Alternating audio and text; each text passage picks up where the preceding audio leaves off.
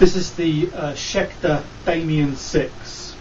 With a name like Damien, you can pretty much expect that this guitar is all about. Let's start from the headstock with the Grover mini tuners here with the large black kidney knobs. They set the style for the guitar. Everything on this, apart from the maple neck, is black basically. Tuners work really well. The neck itself is maple. It's unfinished maple. Well, not unfinished. It has a clear lacquer on it, but it's not finished in any sort of matte black as the rest of the guitar is. It's a kind of a mid-size feel to it. It's not really slim, but it's not chunky. It's kind of right there in the middle, which ends up being a really comfortable dimension to play with. Fretboard is rosewood, and you might notice that the fret markers are very unusual. They're actually inlays in grey perloid, I think. That's what it looks like anyway. And they are flying bats. I assume they would be vampire bats, given the nature of the guitar. They sit. The body of the bat sits on the fret that it's marking, but as you get further up the 24 fret neck, the wings do kind of go over the edges of the other frets. But the fret markings are along the side here, are the little white dots. So you've got traditional fret markings within your line of sight. So the bats flying all over the place shouldn't distract you. Coming down to the body, it's essentially a Stratocaster shape, slightly pointier on the horns maybe, but it's got comfort contouring along this back edge. Where it differs from any Stratocaster that I've ever seen, well, it differs quite a lot, but in the manufacture of the body, there's actually a carved top on here. So there's a part of the body there which is risen above the rest of it. That is just discernible as a piece of carved top that's been glued on, but as it doesn't mention anything about that, I think that's just a manufacturing process. The body is basswood. Basswood is a common tone wood, and I think we'll see it being used more and more on guitars now that mahogany and other such woods are starting to get worryingly low.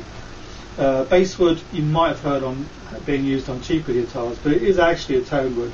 So if you Google basswood tone wood, you'll get some articles there that'll tell you all about basswood and all the other tone woods that are available. It's worth reading about that. Okay, the hardware, we've got simple volume, simple tone, simple three-way pickup selector to control two EMG humbuckers. Now, if you're familiar with EMGs, you'll know that they are quite evil things to comprehend. They are modern metal. They don't have any truck with this paint applied for 57 rubbish that you see on Gibson Les Pauls. These kids live for today and they live for now. They are heavy rock and heavy metal pickups. If you see a guitar with these black coffin lids on the top, that's what you're going to get. Standard bridge here is a Tune-O-Matic. They have an individual saddle which is adjustable backwards and forwards for string length, which adjusts intonation. Normally you'd have a stop tail behind there like you would on a Les Paul, but here the strings are through body, so the ferrules at the back, strings go through, these hold the ball ends, they come up through these holes and across the bridge. It increases tone transmission and sustain for through body stringing. Okay, that's it. It's quite simple. There's no whammy bar, there's no active electronics. It is quite simply a guitar that is going to rely on those pickups. So let's have a little talk about the pickups. As I said, EMGs are renowned for their heavy rock and heavy metal capabilities, but if I just play something through a less overdriven channel for the moment,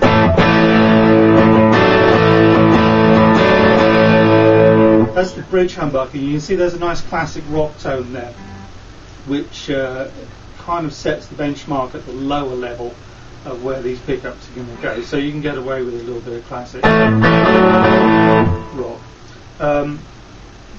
Funnily enough, the neck humbucker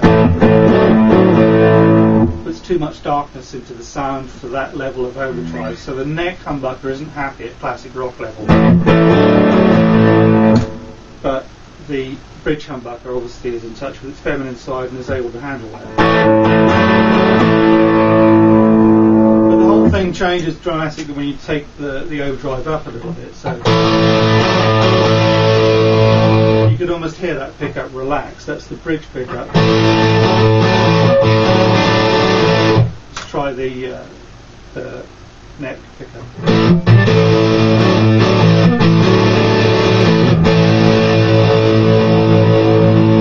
So you see the neck pickup has now joined the party and has got a voice of its own. It's an interesting concept that I hadn't come across that with EMGs before.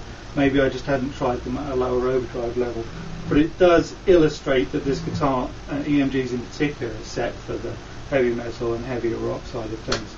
So if we take it into a little bit of saturation and see what happens there. This is the bridge pickup.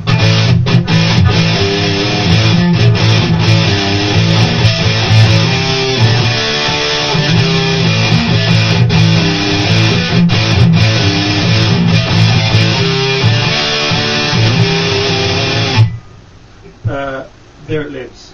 That's its living room, and it's on the couch. It's on the couch enjoying a beer. That is where the EMG wants to be. If I show you the neck humbucker in that saturation level as well, now, right there you can see that the neck humbucker has finally decided it wants to play with it. So.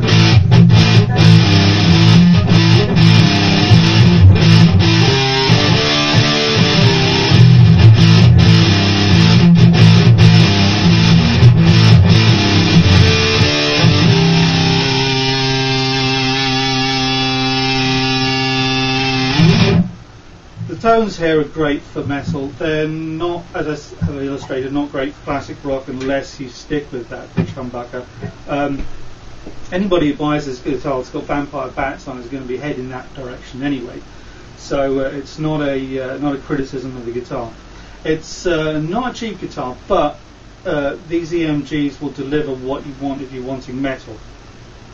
It's a great guitar to play and hold and wear because it is quite light. The basswood isn't as heavy as its other variants, mahogany and such like. And quite simply, the EMGs are going to sound wonderful no matter what they're loaded into. So don't be put off by maple and basswood, which are generally used in lighter toned guitars. You could hear from those few little noodlings that neck humbucker doesn't know what a light tone is. It is darkness and heavy metal broodiness personified. So there it is, the Schecter Damien 6, a lovely guitar for people who probably aren't quite so lovely as it.